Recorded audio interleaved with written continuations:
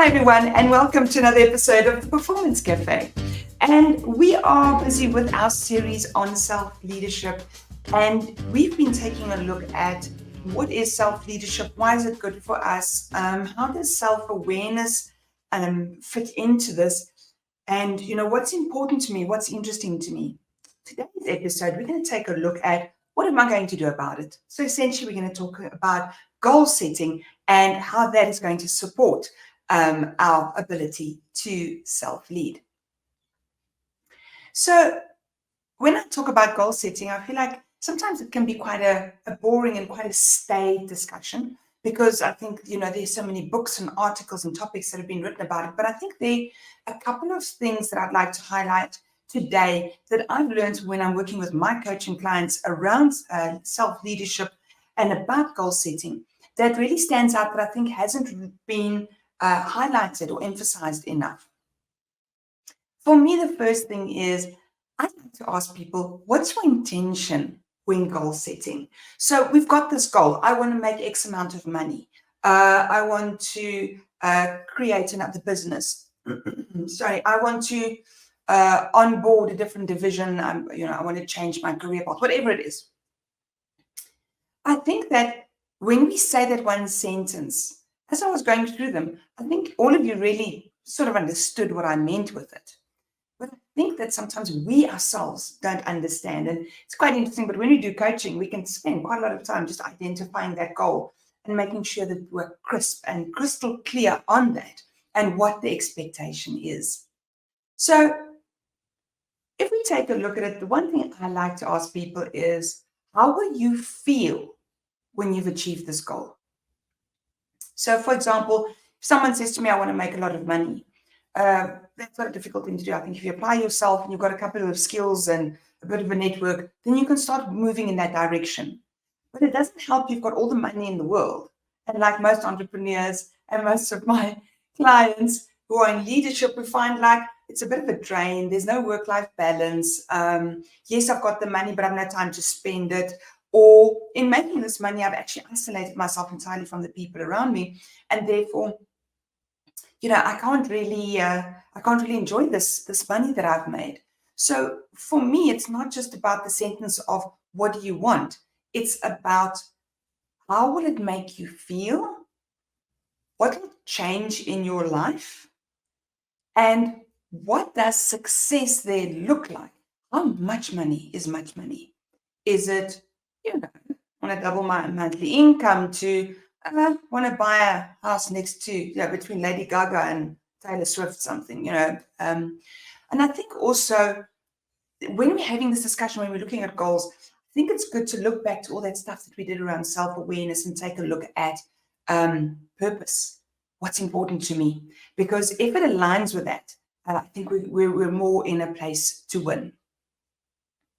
Next, how am I going to shape it, and where am I going to keep this information?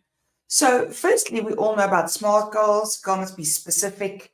It must be measurable, achievable, relevant, time-based. Lots of stuff being done on that. I think we all understand that. And I certainly do like that process. But what I do find is that people take a look at those SMART goals, so the process of mapping it. And what they do is they stay really high level and they don't go to milestones. And milestones are all the little steps that are going to get us there. And I think what I would really like to share with you today is, as you all know, I'm quite a big fan of Ali Abdaal, and I like that he had a little acronym, NICE, for milestones. And he said, firstly, they must be near term, because what happens is if I'm mapping something that must happen in a year or two, it's kind of difficult to get motivated and going when I know I've got so long to get there. So he says it's got to be near term. It's got to be input based. So instead of focusing on what the outcome must be, get really clear about what are the action steps that you need to do in order to get there. Because without your input, there is no outcome. Next, they must be controllable. If you are setting milestones that are way out of your control, that you actually can't even work towards, you're just setting yourself up for failure. So make sure that these are things that are in your purview. And lastly, energizing. So what about this is going to be good for you? What about this is going to keep you going? He's very big on, Ali Abdaal's very big on, feeling positive and energized, having fun with things. And I really think that that is really important. Then next up, what or who do you need? No man is an island. And yes, we're talking about self-leadership, but we also understand that we need people and resources and things around us. It doesn't help us set a goal. And I never think of what are the tools that I need to get there. And, the tool can be particular people to support me. For example, a lot of my coaches with a lot of my clients, and I'm now taking on a new client where someone's going to be writing a book. And I'm going to be her accountability partner to make sure that she keeps progressing in this direction. We also, of course, need not just people around us, but we need to set up our physical environment for success. And so, for example, like we'll see in the book Atomic Habits by James Clear, we can link to it because I think I've done a book review on it.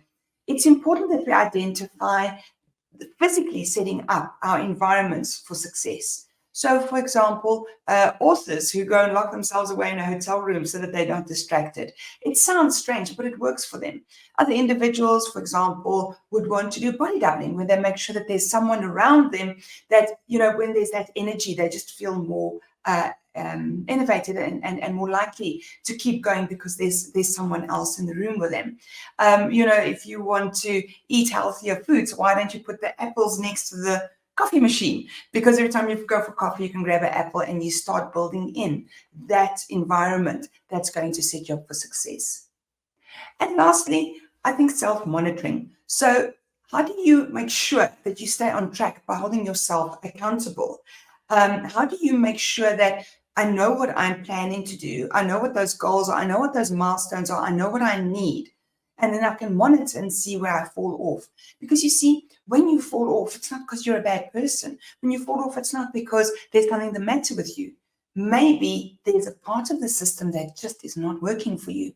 In which case, all that you need to do is meet with a coach, a mentor, an accountability partner, or anyone that you feel you can have a chat with is going to give you some really good opportunities to reflect on your process and how that's working for you. Because often that's where we get lost. It's not that we don't want to. It's that maybe we've set something up that really doesn't set us up for success. And then lastly, where are you going to track this? Are you going to be putting it in a book? Are you going to put it on an app? Who are you going to be sharing that with? So that there is a physical record of what needs to be done. So these are some of the biggest points that I highlight to my coaching clients that come and see me. And I hope that you have found this valuable. If so, please remember that we also convert these into blogs, and those you can find on performforward.com.